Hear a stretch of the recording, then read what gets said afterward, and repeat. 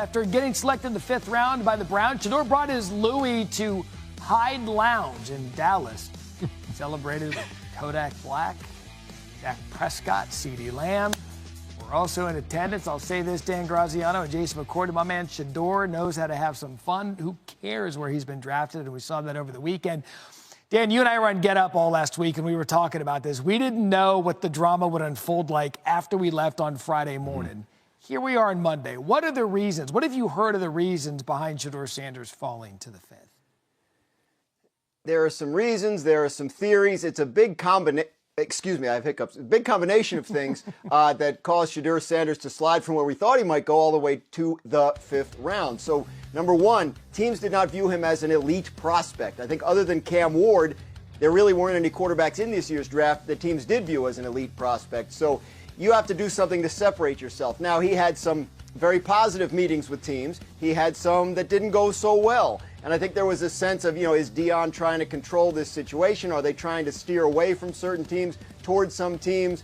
I think there was a feeling that, given what comes with him, if we're not sure he's going to be more than a backup for us, then we're not sure we want to take him because we don't want a circus following our backup around. And Matt, I think it just really kind of snowballed throughout the 3 days to the point where, teams that had even been thinking about taking him had moved past it.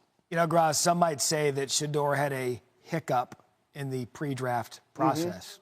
It's not funny. It's a serious affliction. It causes problems. Yeah, no. There's a lot of serious afflictions going around, especially in Cleveland with what they're going to do at quarterback. Yeah. So how do you believe, we were just talking about during the break, how do you feel about his fit in Cleveland? I mean, he slides to the 5th round, but it's like at the same time, this might have been the best situation for him because he goes to Cleveland, who doesn't have a surefire starter at the quarterback position. There's going to be 4 guys, including Dillon Gabriel, who he was drafted with, Kenny Pickett, and then Joe Flacco. Shedeur Sanders can walk into Berea, Ohio, and walk out of there as the starting quarterback of the Cleveland Browns. In year 1, you have to believe he'll get a chance to compete with those guys. So although draft day was one that won't be remembered in the sense of sliding down, he got to party after, you get your name called, and he gets to learn under Kevin Stefanski and a chance to earn that spot. We've seen this numerous places. The most famous one obviously being Tom Brady, but most recently Dak Prescott. He was a 4th-round draft pick.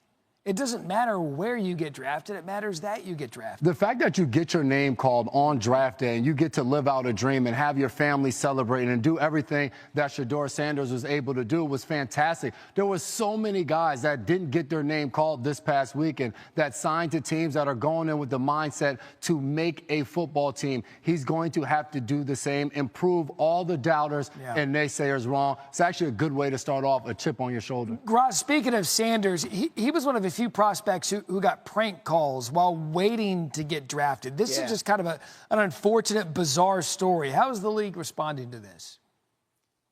Well, they're looking into it because what happened is he got a special phone just for draft day and gave that number to the NFL so the NFL could disseminate it to teams. And it's not supposed to leak out, obviously, and it did. And we find out that it's the son of the defensive coordinator of the Falcons that saw it on his dad's iPad or whatever and decided to write it down and make a prank call. So they figured that one out. But other guys got prank called. It has happened in years past.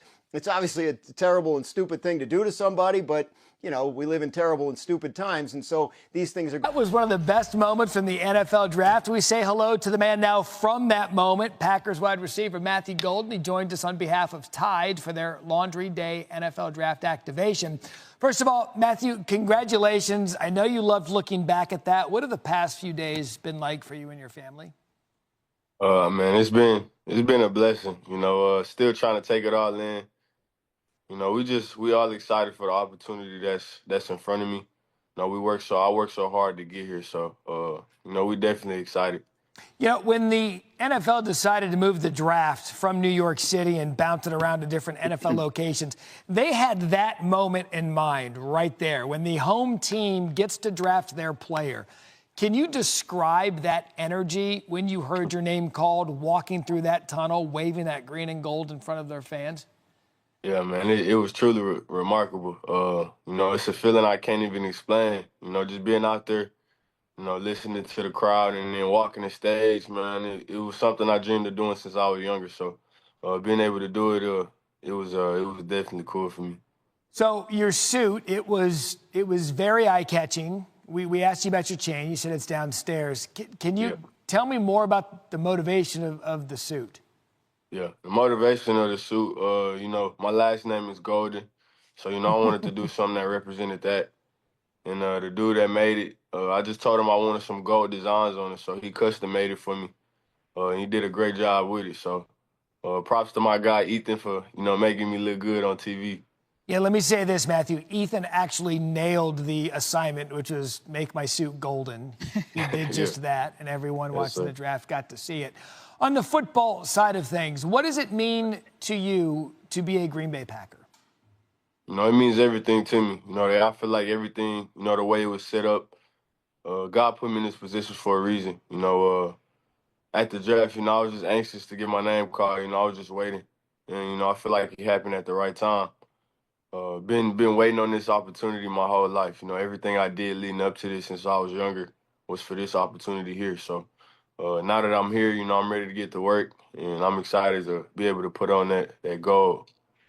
I love asking players this after the fact because they don't let on too much prior to the draft, but now that you've been drafted by the Packers, did you have any indication whatsoever prior to the phone call that maybe you could end up in Green Bay?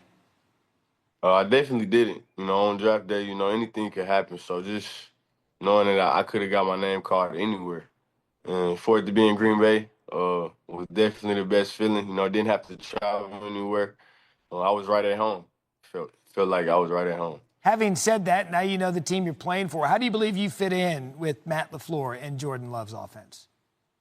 Definitely explosiveness. You know, anywhere on the field I can get open. So whatever they need me to do, that's what I'm willing to do. I'm a playmaker, and, you know, I'm a very reliable target.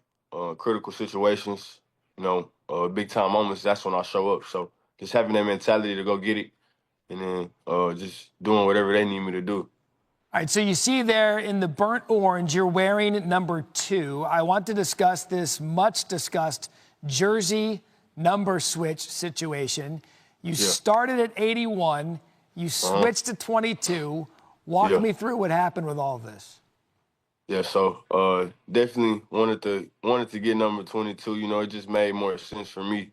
Going into this year, I will be 22, playing my first NFL college career. And then the 2 stands for, you know, when I was 2, you know, that's when my great-grandma died, but she always wanted me to represent the number 2. You know, that was her favorite number, and that's something that's always stuck with me. And then going back to all of that, you know, the last time they did draft a receiver was 2002, so I feel like all of that just made sense for me, and it definitely got a lot of meaning behind it, so I got to go out there and represent for that number. Yeah, I love that, especially the story about your great-grandmother. We know family's important to you. So having said that, what's the one thing you want to do for your family once you get that first NFL contract? Yeah. I definitely want to get the property that we lost a couple years ago when I was younger. You know, that's where I grew up. That's where all my family grew up, man. And, you know, it's just too many memories back there. I feel like that's where it all started for me as far as playing football and everything. So just definitely trying to give back to my grandma. You know, I want to see that smile on her face. She definitely deserved it. She sacrificed a lot. You know, her and my mom did a lot for me to get put in this position. So all I can do is give back to them. I love that. And you know they're proud to see the climb that you've made as an adult headed to the NFL. And before you embark on that NFL journey, Matthew, that watched you every Saturday, and I'm curious, what was your favorite play that you made from your college football career? Definitely 4th and 13 against Arizona State. I feel like that was the biggest play of my college career, and that was my favorite play. Hey, Matthew, can I tell you something real quick? Yes, sir. I went to Arizona State University, and I was at that game watching you break my heart. Man, I had to, man. We couldn't go home. We weren't ready to go home yet. Man, you know what's funny about this? It's a true story. We were talking to the show staff before, and I said, do you think if I asked Matthew what his favorite college play was, he'd say 4th and 13 against Arizona State? I knew you would. I'm proud that you answered it correctly, but I'm so angry at you for making that play. Man, I had to. Hey, congratulations, everything you've accomplished. Congratulations on making it to Green Bay. Cannot wait to watch you on Sunday. Thank you so much for joining us. Even though you broke my heart, I can't wait. Xin chào tất cả các bạn đã quay trở lại kênh YouTube của mình. Mình hiện làm người làm video sáng tạo nội dung trên nền tảng YouTube nha các bạn. Mình sẽ sáng tạo những video hướng dẫn cắt dán cho các bạn này. Đây là những sản phẩm của mình đã cắt dán rất nhiều những sản phẩm của mình đây này. Mình sẽ giới thiệu cho các bạn cách mình tạo ra những video viral của mình nha. Đấy. Để tạo được những video đẹp hay chất lượng cho các bạn xem thì mình sẽ cần những dụng cụ như sau. Mình sẽ giới thiệu cho các bạn biết nha. Đây là giấy thủ công màu các bạn ạ. Rất nhiều màu sắc này. Đấy. Nó có giấy màu vàng này, giấy màu xanh này. Đây là màu xanh da trời nha các bạn này.